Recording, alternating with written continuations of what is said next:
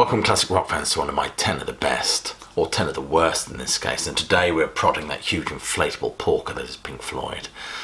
If you're new to this channel, please be sure to click like, subscribe and check that notification bell, and do look at some of the links below this video for ways you can support the sterling work done here at Classic Album Review. It's always much appreciated. Anyway, now for this flim flam, let's see which song comes at the bottom, or is it top, of this dreadful list, this rogues gallery, so to speak.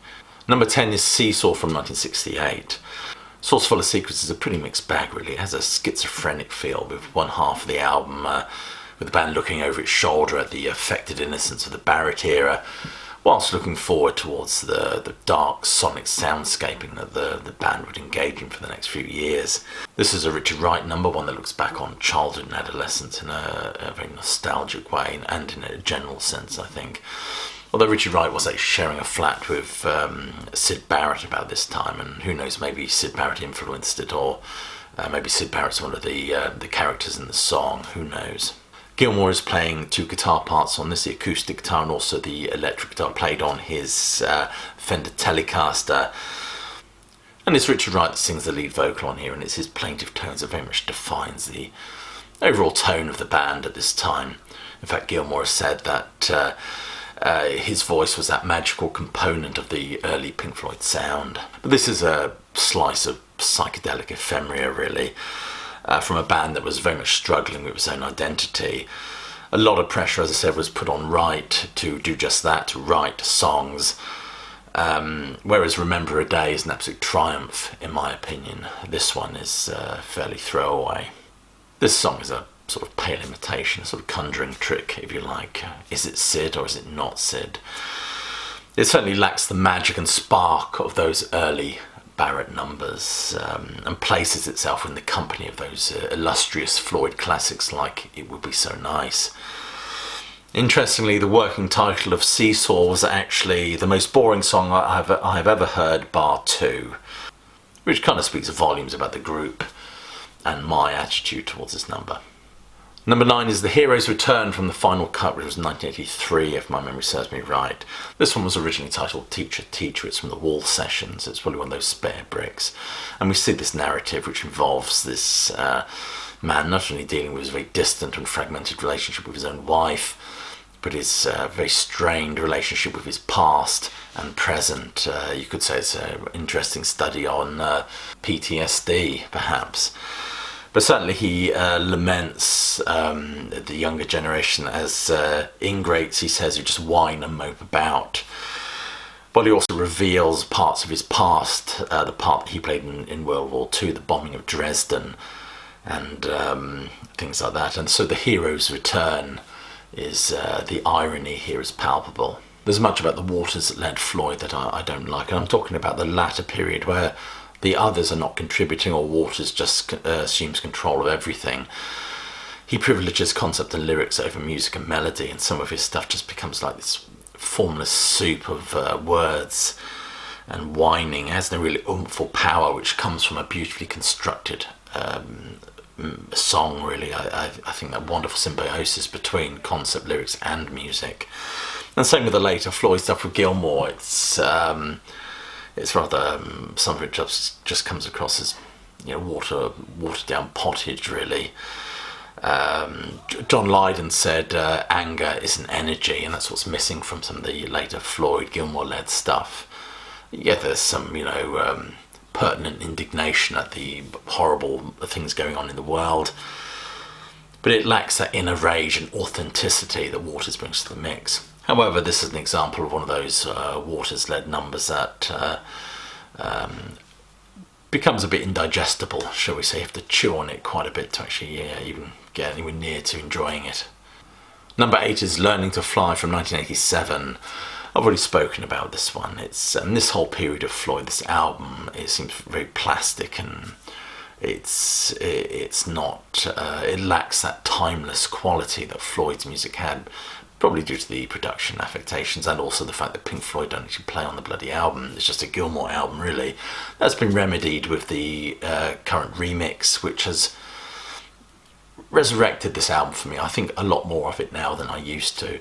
But this song still comes across as a bit of AOR horseshit, to be honest with you. It's almost as bad as that one at the end of The Endless River. It's another dreadful one in my opinion. Number 7 is Waiting for the Worms from 1979.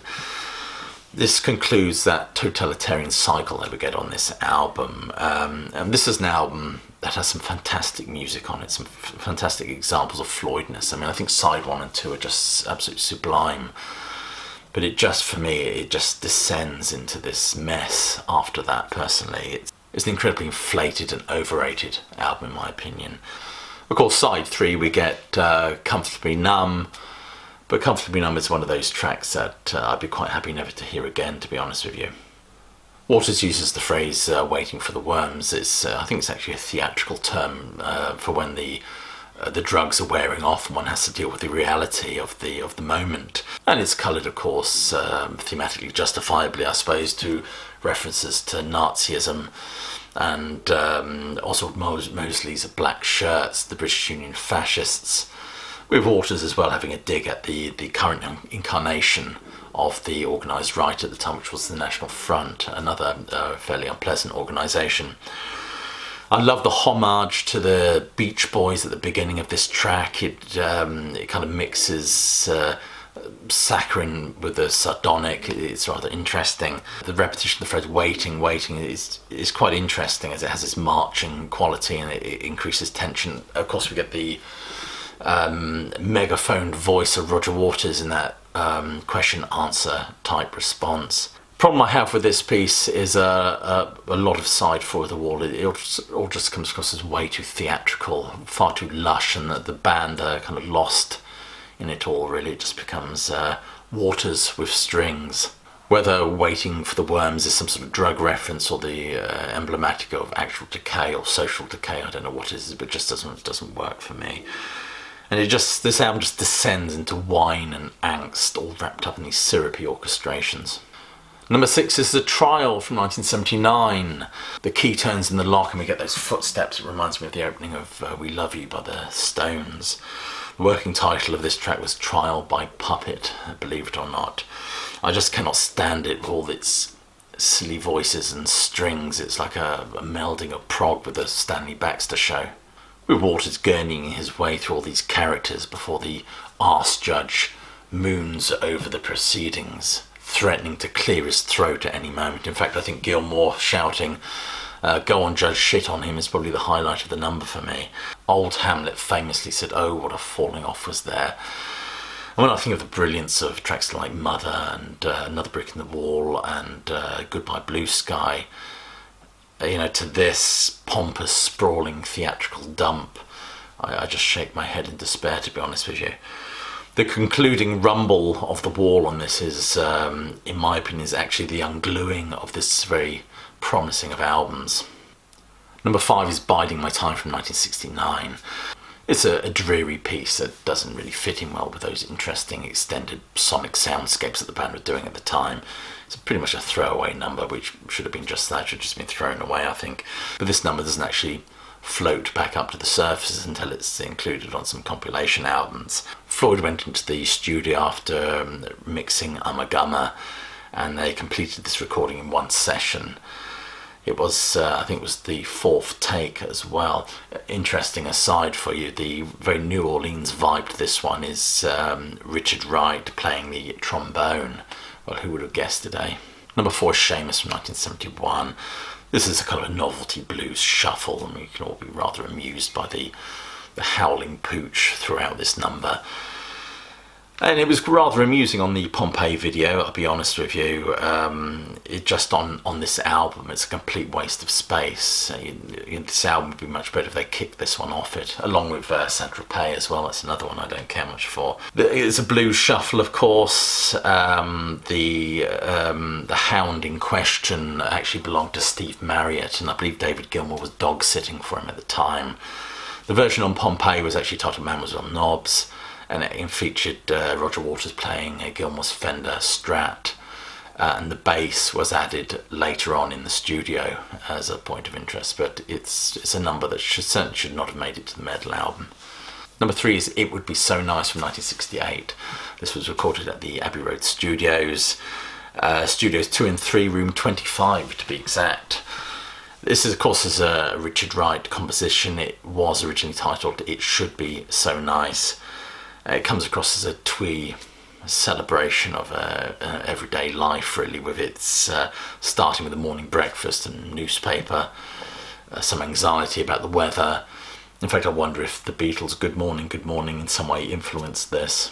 Barrett very much took us into this world of gnomes and sprites influenced by Lewis Carroll, Hilaire Belloc and people like that.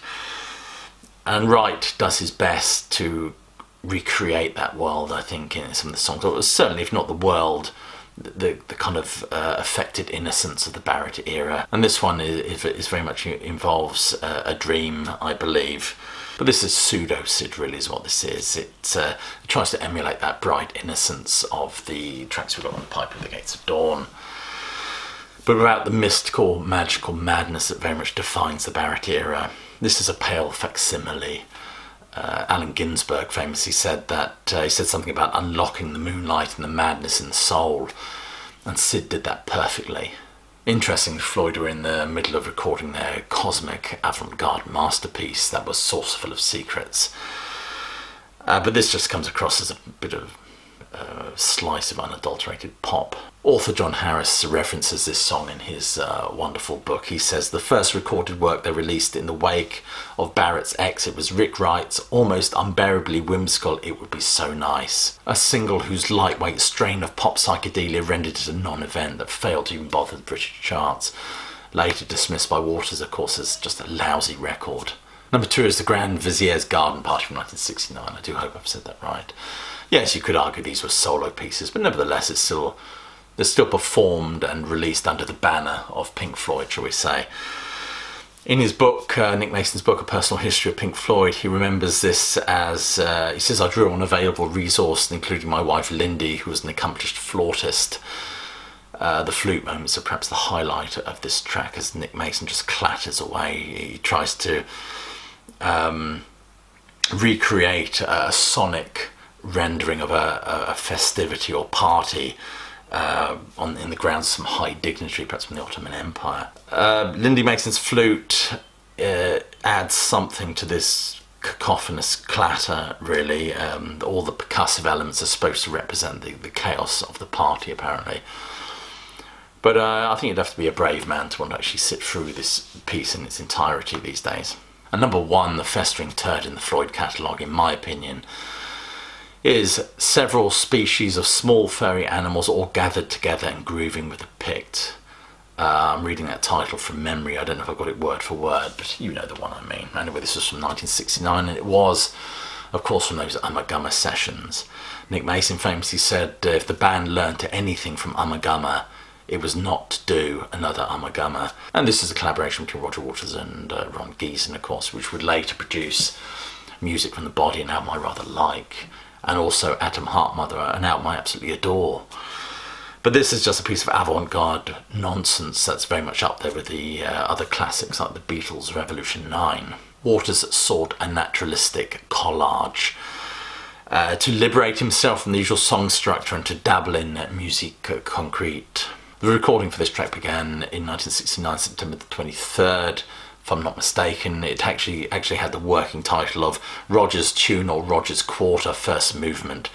It opens with the noises of various small animals. I think there's even a duck call on there as well.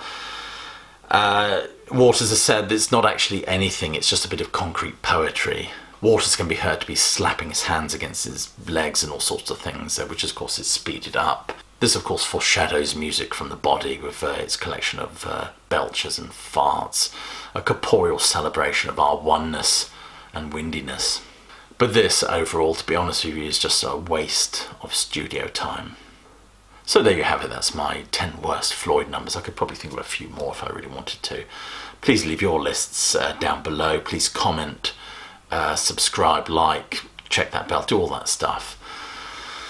But anyway, I shall just leave you with my closing salvo, which is, as always, hope you're well, staying safe, but more importantly that you keep listening.